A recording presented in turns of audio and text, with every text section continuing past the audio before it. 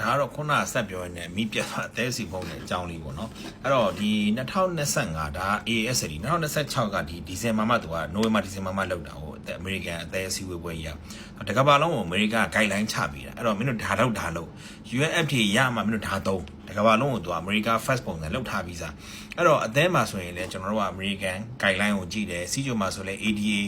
အသေးမှာဆိုရင်လည်း AASLD သူက American Association တော့သူက Labor Disease လို့ခေါ်တာပေါ့ကွာအဲ့တော့သူကအဲ့ဒါလည်းကျွန်တော်တက်ဖို့ရတယ်เนาะ ED လည်းတက်ဖို့တယ်ကျွန်တော် AS လည်းတက်ဖို့တယ်အဲ့တော့ကျွန်တော်အနေနဲ့ကကျွန်တော်တန်တယ်ကွာကိုလုံးစင်တာလုတ်ပြီးပြီသွားချိန်လည်းသွားစင်တာသွားပြီးပြီကွာလဲပြီးပြီကွာဒီလိုပွဲကြီးတက်ပြီးပြီတကယ်လည်းအကြီးဆုံးပွဲ ESC ပဲတကယ်နှလုံးဆရာဝန်တွေအများကြီးကိုတကဘာလုံးကသူကအများကြီးပဲနှလုံးဆရာဝန်တွေပိုများတာကိုတမားတော်တွေ physician တွေနဲ့နှလုံးတွေ GP တွေ clinician တွေအများတာပေါ့เนาะအဲ့တော့ ESC လည်းကျွန်တော်တက်ဖို့တယ်ပေါ့เนาะ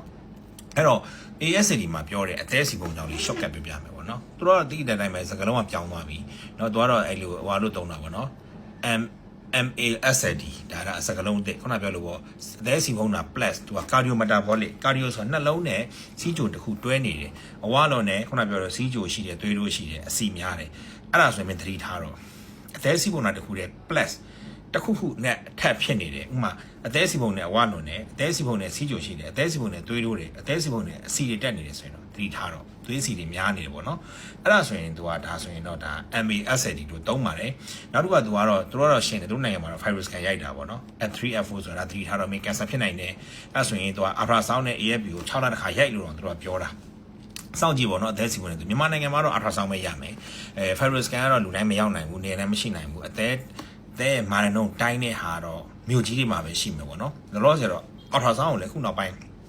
တော့မြေပြောတော့အော်ဆရာဝန်တွေကလည်းအသေးစီပုံနဲ့လည်းပဲဖြတ်ပြီးတယ်ရင်တော့ဆိုရင် fatigue level လို့ရေးလွတ်တာအဲ့လိုမလုပ်ဘူးလေခုနောက်ပိုင်းကဆရာဝန်တွေကကြတော့ဗာလဲဆိုတော့ training တွေကောင်းလာတဲ့ခါကျတော့အော်ထာဆောင်နဲ့သူတို့ကခံမှန်းပေါ့နော်အတိအကျတော့မဟုတ်ဘူး virus ကတော့မတိရပဲနဲ့ mind တို့နော် level 1 2 3လို့ရေးပေးတာများတယ်အဲ့ဆိုရင်လူနာပိုတည်ထားပဲအဲ့ moderate ဆိုရင်များနေပြီ mind ဆိုရင်10 30ရာခိုင်နှုန်းလောက်ဖုံးတယ်အဲ့လောက်ဆိုရသေးတယ်အစားလျှော့ဝေးချောင်း lifestyle ပြောင်း2ဆိုတော့ save ပါတွဲတော့30ရာခိုင်နှုန်း60ရာခိုင်နှုန်းတွဲမှာဆိုရင်မင်းက level 2 level 3ဆိုရင်60ရာခိုင်နှုန်းထက်အဲ့ဆိုတော့မင်းသတိထားတော့ကျန်တဲ့ဟာတွေပါစစ်တော့ပေါ့နော်အဲ့တော့တို့က lifestyle ပြောင်း weight ကို 10% လောက်ချ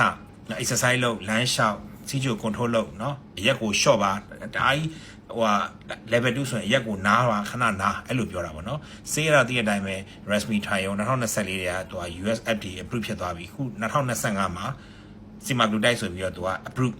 နော်ဒီ moderate ပေါ့နော် advanced ဖြစ်တဲ့ fibrosis တွေအစီဖုံးတဲ့သူတွေကို semaglutide ထိုးပါလို့ပြောပြီးပေါ့နော်ဆေးရတော့နှစ်မျိုးကိုဒီက main ပြောတယ် ASLD ကပေါ့နော်ကျွန်တော်တော့ vitamin E တို့ biotin တို့တော့ရှိသေးတာပေါ့ main ကတော့နှစ်ခု Raspberry